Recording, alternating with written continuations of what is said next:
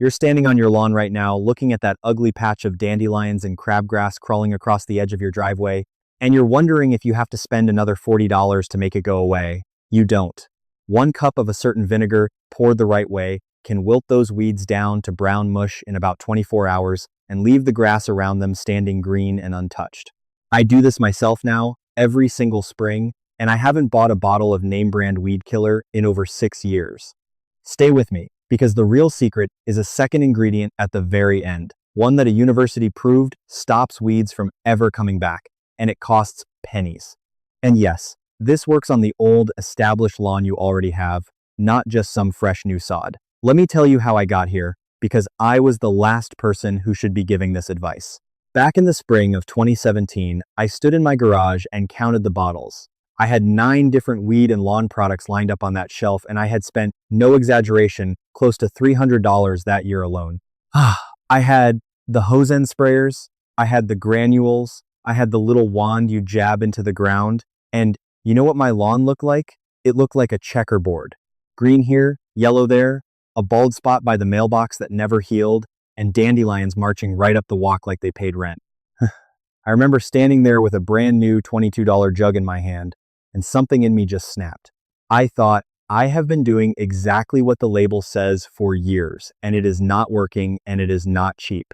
So I did something I should have done a decade earlier. I started reading, not the marketing on the front of the bottle, the actual research behind what kills a weed and what feeds grass. And what I found made me feel like a fool in the best possible way, because the answer was sitting in my kitchen the whole time. Here is the first thing nobody tells you.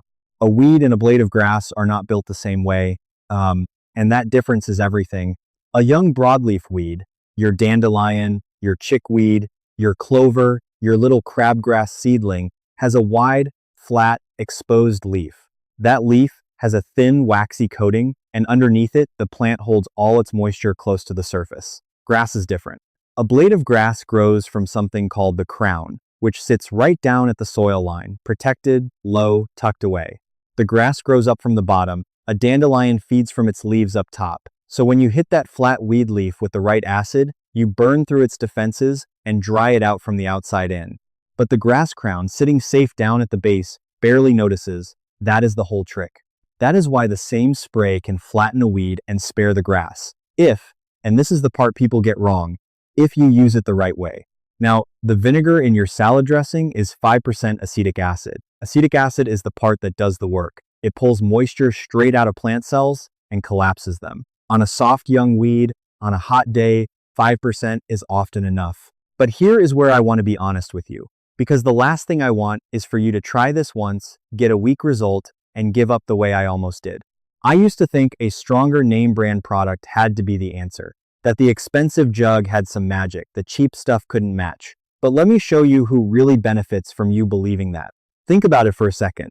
The lawn care aisle is designed to sell you a whole system. A product for spring, a product for summer, a weed and feed for fall, a different one for the crabgrass, another for the broadleaf, another for the grubs.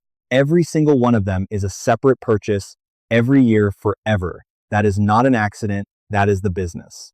The lawn service that quotes you $60 a visit, 8 visits a year, that is $480 a season for treatments you can very often do yourself for the cost of a couple grocery items. I am not saying every product is worthless. I am saying you have been trained to reach for the expensive shelf before you ever asked whether the cheap thing on your kitchen counter does the same job. I was trained the exact same way. It took me years and hundreds of dollars to snap out of it. So let's talk about the proof, because I don't want you taking my word for it, and I sure didn't take a stranger's word for it either.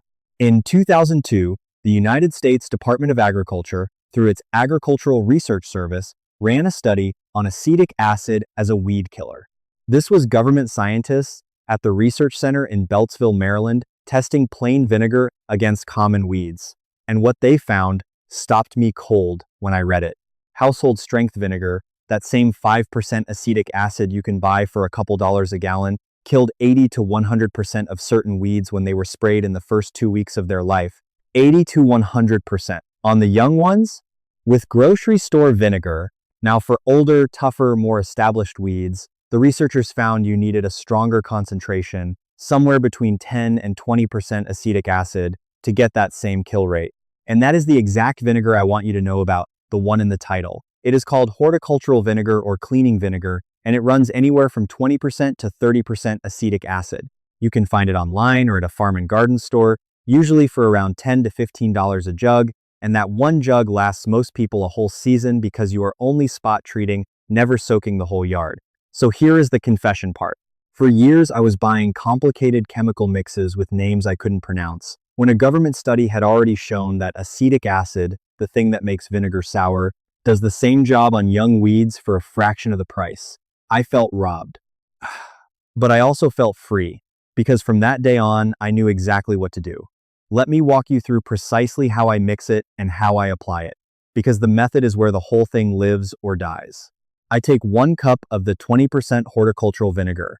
Into that, I add 1 tablespoon of plain dish soap, the cheap blue kind, nothing fancy. The soap matters more than you'd think. That waxy coating on a weed leaf is like a raincoat. Water and vinegar want to beat up and roll right off. The dish soap breaks the surface tension, so the vinegar actually sticks and spreads flat across the leaf instead of dripping to the ground.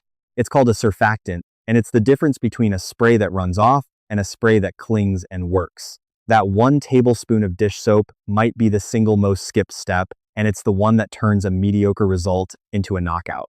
Some folks add a couple tablespoons of table salt too, and salt does boost the kill, but I want to be careful and honest with you here.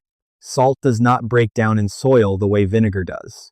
Vinegar neutralizes within a day or two and won't hurt your dirt. Salt builds up and can poison the ground so nothing grows there for a long time.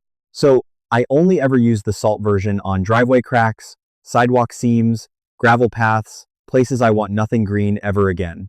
On the actual lawn, near grass I want to keep, I leave the salt out entirely. Just vinegar and dish soap. Remember that, because it protects the very grass you're trying to save. Now the timing, and this is what gets you that 24-hour result the title promised. You wait for a hot, sunny, dry day. The hotter and brighter, the better. Above 70 degrees is good, above 80 is even better. You spray in the late morning when the sun is climbing and there's no rain in the forecast for at least 24 to 48 hours. Here's why the sun matters so much. Acetic acid strips the protective coating off the leaf, and then the sun does the second half of the job, scorching that now defenseless leaf and drying it out completely. Vinegar plus strong sun is a 1 to 2 punch. Vinegar on a cool, cloudy, damp day is a soft handshake. Same bottle, completely different result, and this is exactly why people say vinegar doesn't work. They sprayed it at the wrong time. And you don't drench the whole lawn, you spot treat. I use a little handheld spray bottle or a small pump sprayer, and I aim right at the weed, coating that flat leaf until it's wet but not dripping. A cup treats a lot of weeds when you're aiming carefully. You'll see it start to happen within hours. The leaf goes limp, then darkens, then by the next morning that dandelion that was mocking you yesterday is a brown, shriveled rag lying flat on the ground. And the grass beside it, standing there green, because you aimed at the weed and because that grass crown was tucked down safe at the soil line the whole time. But I know exactly what some of you are thinking right now, and I thought it too. My lawn isn't some pretty green carpet. My lawn is a mess. It's patchy, it's old, half of it is weeds and bare dirt. And you're telling me to spray the weeds and leave nothing behind?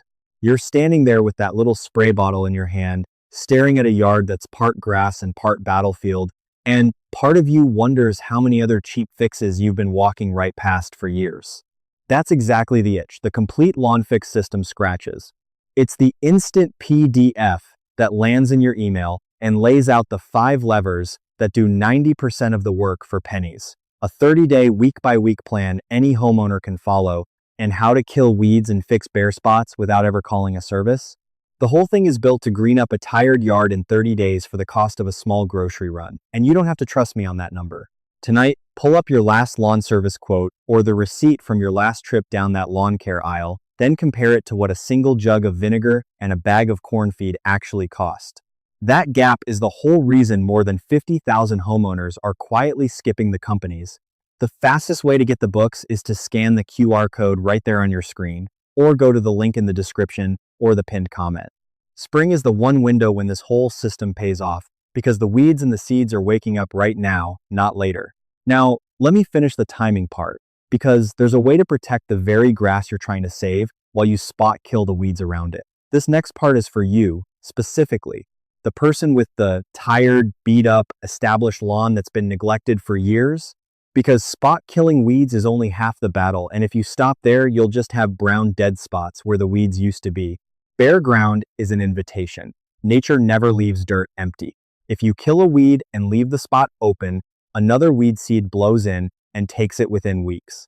So the real secret to a lawn that gets better every year instead of staying the same is that you have to close the gap the moment you open it. Here's what I do, and it costs almost nothing.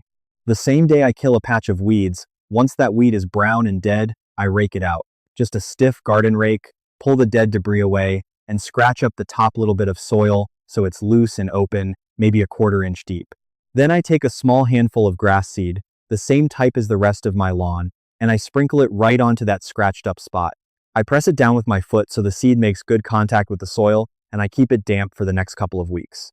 That's it. You just turned a weed patch into a grass patch for the price of a handful of seed.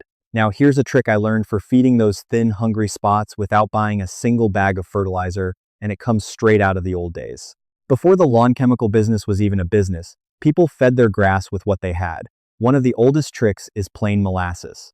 A 1/4 cup of blackstrap molasses mixed into a gallon of water, poured over a tired patch, feeds the microbes in the soil. Those microbes are what unlock the nutrients already sitting in your dirt and hand them to the grass roots. The molasses feeds the life in the soil feeds the grass. It's a couple dollars for a jar that lasts you all season, and your grandmother's generation knew about it long before anyone sold it back to us in a fancy bottle. And here's another one for the bare, compacted, rock-hard spots, the kind where water just puddles and runs off instead of soaking in. A little dish soap again. 1 tablespoon of dish soap in a gallon of water, poured over that hard hydrophobic ground, acts as a wetting agent. It breaks the surface tension in the soil the same way it does on a leaf, and suddenly water starts soaking down to the roots instead of sitting on top and evaporating. Golf course groundskeepers have used soap as a cheap wetting agent for decades. It's not a secret to them, it was just never marketed to you and me, because there's no profit in telling you the answer is under your sink. So now you've got the weeds dying, the bare spots seeded, the tired grass fed, and the hard soil drinking again, all for a few dollars in kitchen and garden staples. But I promised you one more thing at the start, and this is the one I held back on purpose, because it's the piece that changes everything. It's the difference between fighting weeds every single year and actually winning. This is the one I wish somebody had told me in 2017 before I wasted another season. Everything I've shown you so far kills the weeds you already have. But what if you could stop the next generation of weeds from ever sprouting in the first place? Not with a chemical, with a byproduct of making corn syrup that a university discovered completely by accident. Here's the story, and it's a good one. Back in the late 1980s, a turfgrass researcher named Nick Christians at Iowa State University was running experiments on grass diseases. He was using corn gluten meal, which is a leftover from the corn milling process, cheap animal feed, nothing special, and he noticed something strange. In the plots where he'd spread that corn gluten meal, the grass seed wasn't sprouting. It was as if something in the corn byproduct was stopping seeds from germinating. He wasn't even looking for a weed preventer. He stumbled right into one. What he'd found is that corn gluten meal is a natural pre-emergent. It doesn't kill an existing plant. What it does is stop seeds from forming healthy roots when they try to sprout. So when a dandelion seed or a crabgrass seed lands on your soil and tries to germinate, the corn gluten stops that little root from taking hold, and the seed dries up and dies before it ever becomes a weed. And here's the beautiful part, the part that fits everything I've been telling you. It does not hurt your established grass at all. Your grass is already rooted, it's grown up. Corn gluten only stops brand new seeds from rooting, so your standing lawn is completely safe while the weed seeds get shut down. Iowa State's research found that corn gluten meal gave you real weed prevention that got stronger every year you used it. The first year, you might see around 60% fewer weeds, but because it keeps knocking out each new crop of seeds before they establish, by the second and third year of using it, people were seeing 80 to 90% reduction in new weeds. The weeds literally run out of reinforcements. And on top of that, corn gluten meal is about 10% nitrogen by weight, which means it's also feeding your lawn a slow, gentle dose of nitrogen at the same time it's blocking weeds. It's a weed preventer and a fertilizer in one, and it's an ingredient originally sold as livestock feed. You spread it in early spring, right around the time the forsythia bushes bloom and before the soil warms up enough for crabgrass to sprout, which is the same window the expensive pre-emergent products target. The rate from the Iowa State work is about 20 pounds per 1,000 square feet. You can get corn gluten meal from a feed store or a farm supply, and it runs a whole lot cheaper by the bag than the branded pre-emergents that, in many cases, are riding on the very research this man published. You spread it, you water it in lightly, and then you let it dry out for a couple of days so it does its job. The one thing to remember, and it's just common sense once you know how it works, is don't use it on a spot where you just planted grass seed because it can't tell the difference between a weed seed and your grass seed. Seed the bare spots first, let that grass establish, and save the corn gluten for the areas that are already thick and grown in. So put the whole thing together and look at what you actually have now. You spot kill the weeds you can see with 1 cup of vinegar and a squirt of dish soap on a hot sunny morning, and they're brown by tomorrow. You rake out the dead spots, drop in a handful of seed, and close the gap so nothing new moves in. You feed the tired grass with a little molasses and loosen the hard ground with a little soap. And then, once a year, in early spring, you lay down corn gluten meal to stop the next wave of weeds before they're even born, while it quietly fertilizes your lawn at the same time. That is a complete lawn program. Weed killer, gap filler, fertilizer, and weed preventer. And the total cost of all of it, for a normal yard, is a small fraction of what one season of a lawn service runs, and a fraction of what I used to spend standing in that garage counting bottles. I want to go back to that garage for a second, because I think about it every spring. 9 bottles, $300, a checkerboard lawn. And the thing that gets me is that every single answer I actually needed was cheaper than the products I already owned, and most of it had been tested and written down and proven by universities and government researchers years before I ever went looking. It wasn't hidden, it was just never the thing anybody wanted to sell me, because you can't put a big margin on a jug of vinegar or a bag of corn feed. The knowledge was always there. Somebody just made sure the loud, expensive answer was the one you saw first. You don't have to keep falling for that. You already have the yard. You already have most of these ingredients, or you can get them for a couple dollars this weekend. You're not a beginner who needs a professional to hold your hand. You're a homeowner who's been overpaying for something you were fully capable of doing yourself the whole time, and now you know it. So here's what I want you to do. The next hot, sunny morning you get, mix that 1 cup of vinegar with a tablespoon of dish soap, walk out to the worst weed on your lawn, the one that's been taunting you all season, and give it a good coat. Then check on it the next morning. I'm telling you, that first brown, shriveled weed sitting next to perfectly green grass is the moment it clicks, the moment you realize you're never going back to the expensive shelf again. And I genuinely want to hear about it, so do me a favor and leave a comment. Tell me which weed you're going after first, the dandelions, the clover, the crabgrass, or that one impossible patch by the driveway. And tell me where you're watching from, because I love seeing how many of us are spread out all over the country, all done being overcharged for a good lawn. When you drop that comment, you're planting a flag for every neighbor who's tired of the same racket.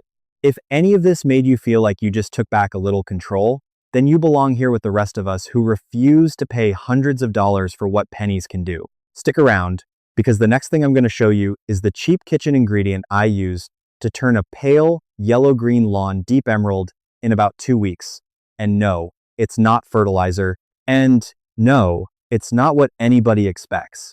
That one surprised me more than the vinegar did. I'll see you there. I'm still here with you, and one last thing.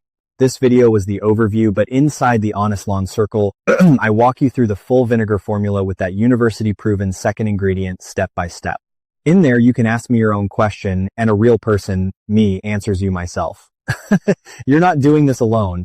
Just point your phone's camera at the code on your screen, and you can cancel anytime. Now, if those pesky ants are marching across your yard, I've got something that clears out every last anthill without hurting your grass. That video is starting right here, so stay with me.